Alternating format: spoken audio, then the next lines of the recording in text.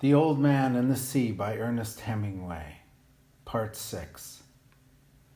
Now he thought, I must think about the drag.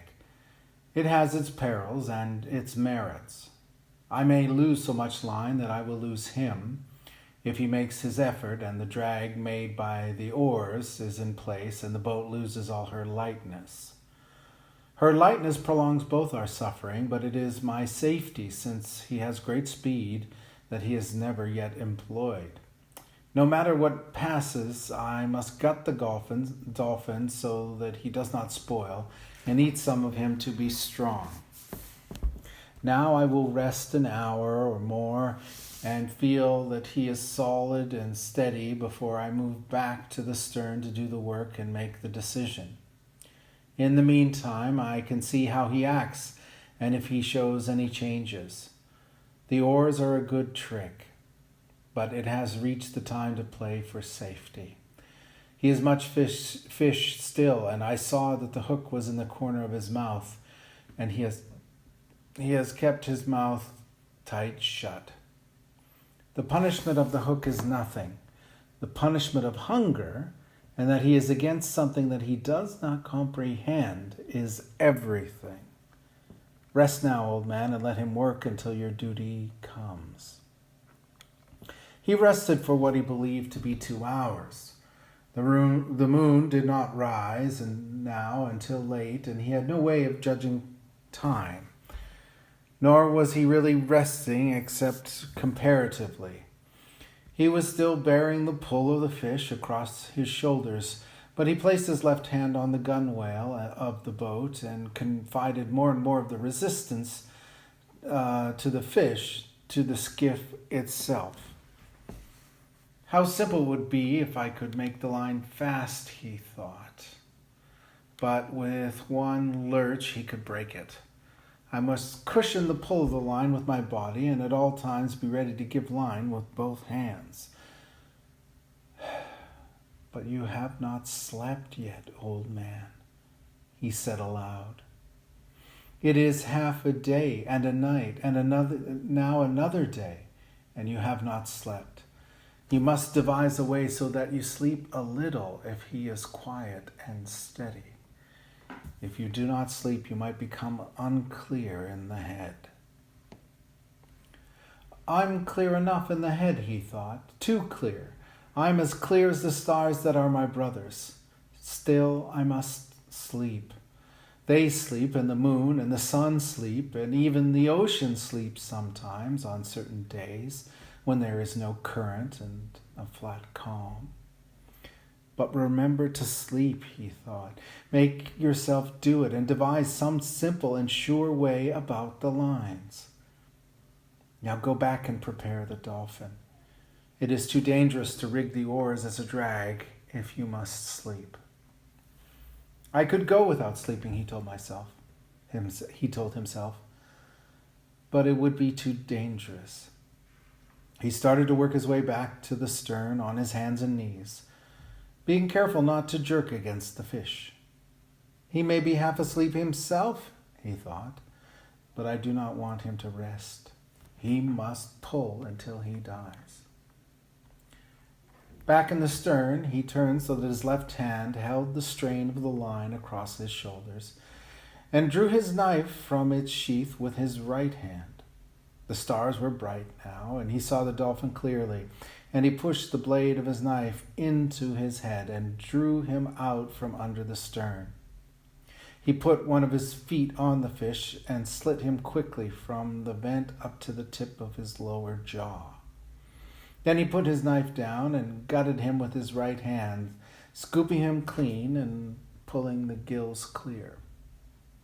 He felt the maw heavy and slippery in his hands, and he slit it open. There were 2 flying fish inside. They were fresh and hard, and he laid them side by side and dropped the guts and the gills over the stern. They sank, leaving a trail of phosphorescence in the water.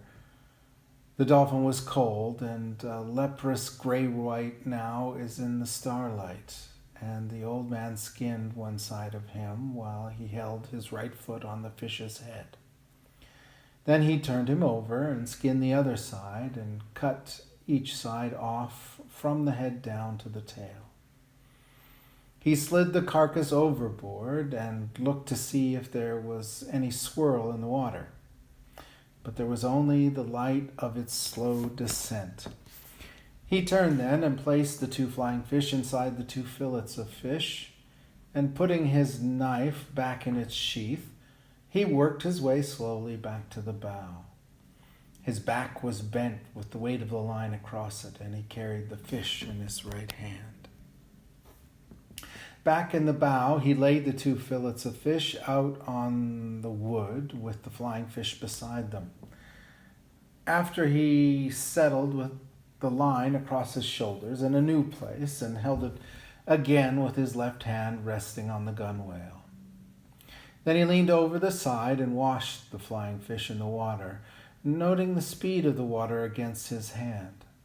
His hand was phosphorescent from skinning the fish, and he watched the flow of the water against it. The flow was less strong, and as he rubbed the side of his hands against the planking of the skiff, particles of phosphorus floated off and drifted slowly astern. "He is tiring, or he is resting," the old man said. "Now let me get through the eating of this dolphin and get some rest and a little sleep." Under the stars, and with the night colder all the time, he ate half of one of the dolphin fillets and one of the flying fish, gutted and with its head off. "What an excellent fish dolphin is to eat cooked," he said, "and what a miserable fish raw. I will never go in a boat again without salt or limes. If I had brains, I would have splashed water on the bow all day, and drying, it would have made salt," he thought. But then I did not hook the dolphin until almost sunset.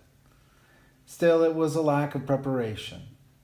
But I have chewed it all well, and I am not nauseated.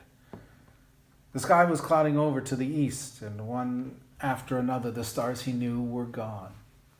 It looked now as though he were moving into a great canyon of clouds, and the wind had dropped. "There will be bad weather in 3 or 4 days," he said, "but not tonight and not tomorrow. Rig now to get some sleep, old man, while the fish is calm and steady." He held the line tight in his right hand and then pushed his thigh against his right hand as he leaned all his weight against the wood of the bow. Then he passed the line a little lower on his shoulders and braced his left hand on it. "My right hand can hold it as long as it is braced," he thought. "If it relaxes in sleep, my left hand will wake me as the line goes out. It is hard on the right hand, but he is used to punishment. Even if I sleep 20 minutes or half an hour, it is good."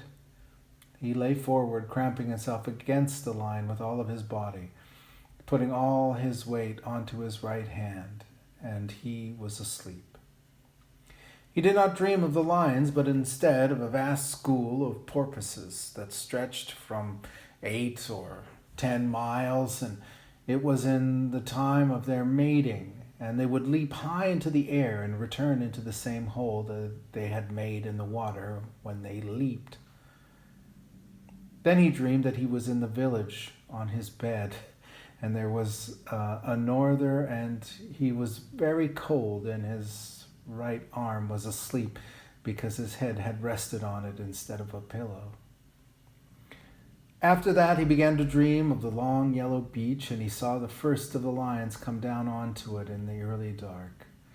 And then the other lions came, and he rested his chin on the wood of the bows where the ship lay anchored with the evening offshore breeze. And he waited to see if there would be more lions, and he was happy. The moon had been up for a long time, but he slept on, and the fish pulled on steadily, and the boat moved into the tunnel of clouds. He woke with the jerk of the right fist coming up against his face and the line burning through his right hand. He had no feeling of his left hand, but he braked all he could with his right, and the line rushed out. Finally, his left hand found the line, and he leaned back against the line, and now it burned his back and his left hand. And his left hand was taking all the strain and cutting badly. He looked back at the coils of line that were feeding smoothly. Just then the fish jumped, making a great bursting of the ocean, and then a heavy fall. Then he jumped again, and the boat was going fast, although line was still racing out, and the old man was raising the strain to breaking point, and raising it to breaking point again and again. He had been pulled down tight onto the bow, and his face was in the cut slice of the dolphin, and he could not move it. This is what we waited for, he thought, so now let us take it. Make him pay for the line, he thought. Make him pay for it. He could not see the fish's jumps, but only heard the breaking of the ocean and the heavy splash as he fell. The speed of the line was cutting his hands badly, but he had always known that this would happen, and he tried to keep the cutting across the calloused parts, and not let the line slip into the palm nor cut the fingers. If the boy was here, he would wet the coils of line, he thought. Yes, if the boy were here, if the boy were here. The line went out and out and out, but it was slowing now, and he was making the fish earn each inch of it. Now he had got his head up from the wood and out of the slice of fish that his cheek had crushed. Then he was on his knees, and then he rose slowly to his feet. He was seating line, but more slowly all the time. He worked back to where he could feel with his foot the coils of line that he could not see. There was plenty of line still, and now the fish had to pull the friction of all that new line through the water. Yes, he thought, and now he has jumped more than a dozen times and had filled the sacks along his back with air, and he cannot go down deep to die where I cannot bring him up. He will start circling soon, and then I must work on him. I wonder what started him so suddenly. Could it have been hunger that made him desperate, or was he frightened by something in the night? Maybe he suddenly felt fear. But he was such a calm, strong fish, and he seemed so fearless and so confident. It is strange. You better be fearless and confident yourself, old man, he said. You're holding him again, but you cannot get line. But soon he has to circle. The old man held him with his left hand in his shoulders now, and stooped down and scooped up water in his right hand to get the crushed dolphin flesh off of his face. He was afraid that it might nauseate him and he would vomit and lose his strength. When his face was clean, he washed his right hand in the water over the side, and then let it stay in the salt water while he watched the first light come before the sunrise. He's headed almost east, he thought. That means he is tired and going with the currents. Soon he will have to circle. Then our true work begins. After he judged that his right hand had been in the water long enough, he took it out and looked at it. It is not bad, he said, and pain does not matter to a man. He took hold of the line carefully so that it did not fit into any of the fresh line cuts, and shifted his weight so that he could put his left hand into the sea on the other side of the skiff. You did not do so badly for something worthless, he said to his left hand. But there was a moment when I could not find you. Why was I not born with two good hands, he thought. Perhaps it was my fault in not training that one properly. But God knows he has enough chances to learn. He did not do so badly in the night, though he has only cramped once. If he cramps again, let the line cut him off.